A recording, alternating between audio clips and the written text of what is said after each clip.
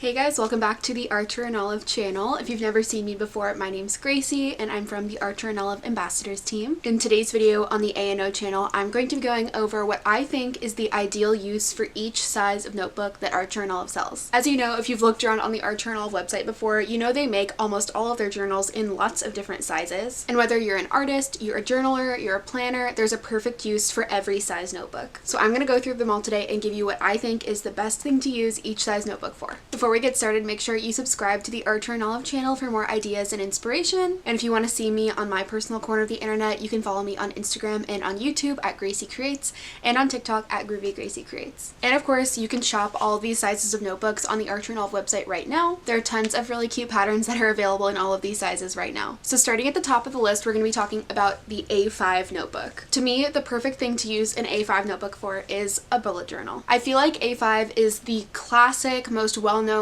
most popular size to journal in, especially if you are a bullet journaler. For me, I'm somebody that likes to use my bullet journal as a really creative space, so I really like the amount of space on the page to be able to draw and not feeling like I'm trying to fit it all into a really small space. But also the dimensions of an A5 notebook are perfect for monthly grids like this. You can perfectly fit a 30 or 31 day monthly grid on here and still have space for labels on either side of the chart. I also really like the way a calendar fits into an A5 journal. I always do mine on one side of the page, but you could also do a double page spread if you want wider boxes, but they fit so perfectly. I also think this is the perfect size to bring with me on the go. It is a little bit bigger, but I like to have that with my planner, but it fits in most of my bags perfectly. I've used an A5 notebook from Archer and Olive for as long as I can remember for my bullet journal, and it has never failed me. So that's what I'm saying for the A5 journal. The next one we're going to be talking about is a B5 notebook. B5 notebooks are about 6.5 inches by 9.5 inches, give or take a little bit. I actually don't have one with me right now because all of mine are packed away, but my choice for the best use of a B5 notebook is to be a sketchbook. I went to art school for college and all of our professors always encouraged us to use really big paper for sketchbooks because it gives you so much space to explore. If you are trying to use your sketchbook to brainstorm, you don't have to be flipping back and forth through a million pages to find all of your different thumbnail sketches. You can fit a bunch of them onto the same page. So I think it's really useful and it really allows your creativity to shine if you use a really big notebook for your sketchbook. I also find that sketchbooks are something that I go through really fast, especially if it's too small. So having the bigger pages always allows me to have a little bit more time with each sketchbook that I use. So that is my choice for the B5 notebook. The next size we're going to talk about is a B6 notebook. These ones are a little bit smaller. They're about 4 and some change by 6 and some change inches. And my choice for a B6 use is a reading journal. This is my current reading journal, and I'll show you what it looks like on the inside. These are some of my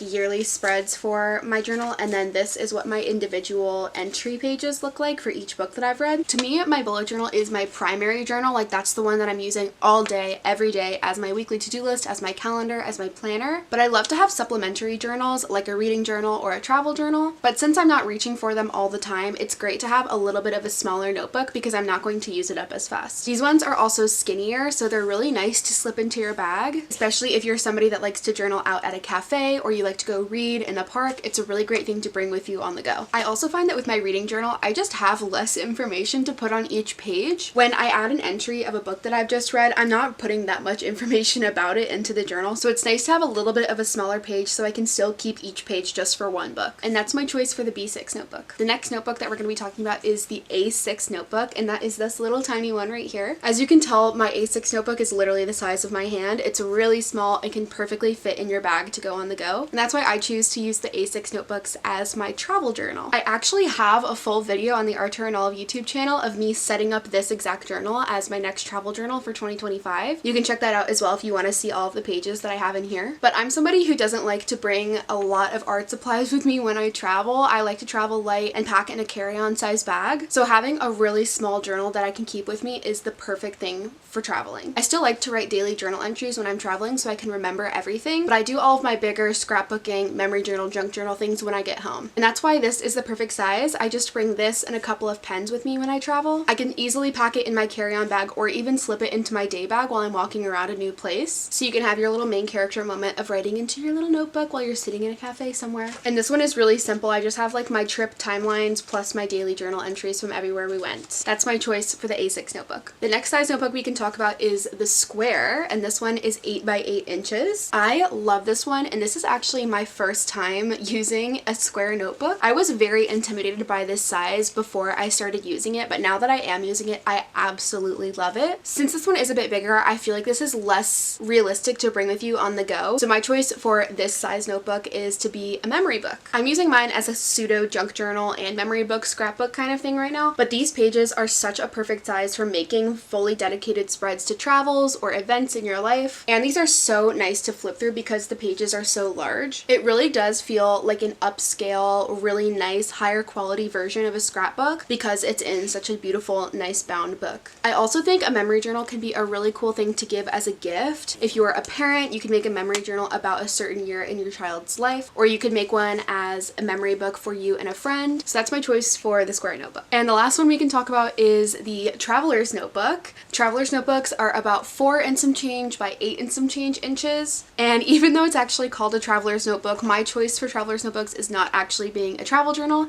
it's being a junk journal. I have several videos on the A&O channel showing how I use my junk journal, and this one I actually just finished. I was also very intimidated by this size when I first tried it out, but I knew that it would be a really unique dimension to work on, and it would really allow me to be creative. As you can tell, I absolutely loved filling up this junk journal, and I really did fill it up. She got a lot thicker. But to me, the whole point of using a junk journal is having a place to be completely creative, completely free. It doesn't matter what it looks like in the end. It's really just about the process of making something, and I feel like having a unique size shape like this, perfect for that. It allows you to really explore and play and have to cut things down and not be super sentimental about anything. The other thing that I loved about this is that because the pages were smaller, it felt like I could just sit down and like do one page in a couple of minutes and then be done with it, and that could be my creative activity for the day. It didn't feel like such a huge commitment of doing a full page in my bullet journal or like a really big sketchbook page. It's just a quick, fun, easy thing that you could do. Sit down, it takes no time, it has no stakes. So that's my choice for the traveler's notebook. And that is all. Those are my choices for all of the sizes of notebooks from Archer and Olive. If you have a differing opinion on what you use each size for, I would love to hear it in the comments. Even though these are my choices for the notebooks, there is no wrong way to use a notebook. Just make sure that it's getting used. I'm definitely somebody that can be a stationary art supply hoarder because I want to have the perfect idea for each thing that I use. But I feel like this is just to show that any use is a valid use of any notebook that you have. Thank you guys so much for watching this video. I hope you enjoyed hanging out and chit-chatting with me. And if you want to see some more from me, definitely follow me on Instagram and on YouTube at Gracie Creates and on TikTok at Groovy Gracie Creates. And I'll see you next time. I'm on the A&O channel.